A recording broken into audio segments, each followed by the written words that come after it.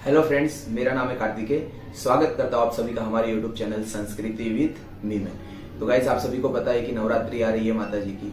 तो आज की इस वीडियो में हम नवरात्रि के बारे में ज्यादा से ज्यादा जानने का प्रयास करेंगे। तो आइए आज की हमारी इस वीडियो की शुरुआत करते हैं। गाइस, साल में टोटल 4 नवरात्रि आती हैं, जिसमें से 2 बहुत ही मुख्य नवरात्रि मानी जाती है। पहली चैत्री नवरात्रि और दूसरी शारदीय नवरात्रि। चैत्री नवरात्रि की शुरुआत जो है वो चैत्र महीने के एकम से लेकर के नवम तक रहती है, जबकि शारदीय नवरात्रि जो है वो अश्विन महीने के एकम से नवम तक रहती है।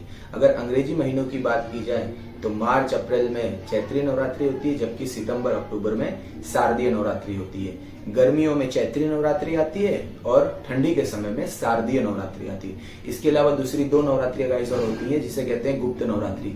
एक आषाढ़ महीने में एकम से नवम तक चलती है, जबकि दूसरी माघ महीने में एकम से नवम तक चलती है। तो इस तरीके से कुल 4 नवरात्रियां होती है। 2 नवरात्रि का बहुत बड़ा अपना महत्व है। वो महत्व क्या है, तो आइए उसे जानते हैं।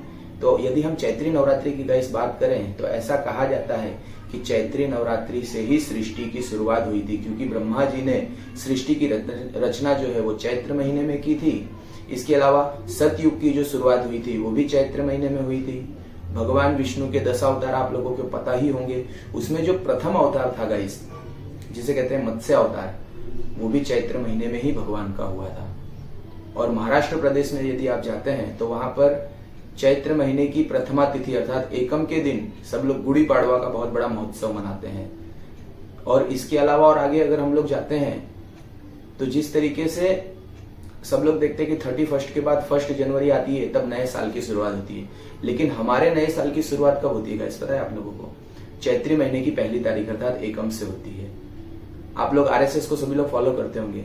आरएसएस की स्थापना जो है वो 27 सितंबर 1925 अर्थात चैत्री महीने के दशम के दिन हुई थी।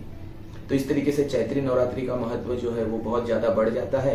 यदि हम शारदीय नवरात्रि की इसी तरीके से बात करें तो गुजरात प्रदेश जो है वहां पर सभी लोग शारदीय नवरात्रि के दरमियान माता जी की पूजा करते हैं और विशेष आराधना करते हैं, जो एक उन लोगों का कल्चरल डांस है जिसे कहते हैं गरबा। तो गरबा करके माता जी की आराधना की जाती है।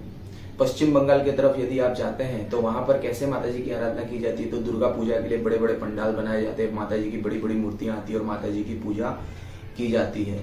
और यदि इससे आगे हम बात करें तो भगवान राम ने इस पृथ्वी को रावण के भय से मुक्त किया, वो भी अश्विन मास के 10वीं के दिन। और उसी तरीके से माँ दुर्गा ने महिषासुर नाम के दैत्य से इस पृथ्वी को मुक्त किया, वो भी 10वीं के दिन किया था। तो इस तरीके से नवरात्रि का जो अपना एक महत्व है वो बहुत अलग ही हो जाता है और बढ़ जाता है। और नवरात्रि चल रही है तो हम माता जी के ऊपर, नवरात्रि के ऊपर, माता जी के ऊपर, माता जी के अलग अलग स्वरूपों के ऊपर, फिर आप सभी ने दुर्गा सप्तशती का नाम सुना होगा, जिसे चंडी पाठ भी कहा जाता है। तो दुर्गा सप्तशती में माता जी की क्या स्टोरी है, माता जी का प्रादुर्भाव कैसे हुआ था, वगैरह जो भी स्टोरियां हैं जो धर्म से रिलेटेड है, वो सभी मैं आपको बताने की पूरी एक सीरीज में पूरा प्रयास करूंगा। तो यदि आपको वीडियो पसंद आ रही है, इन्फॉर्मेटिव लग रही है, तो वीडियो को एक लाइक करके जाइएगा। आपको जो भी मन में आए वो बात कमेंट करके जाइएगा। चैनल को सब्सक्राइब करिएगा। मिलते हैं जल्दी नेक्स्ट वीडियो में, तब तक के लिए हर हर महादेव।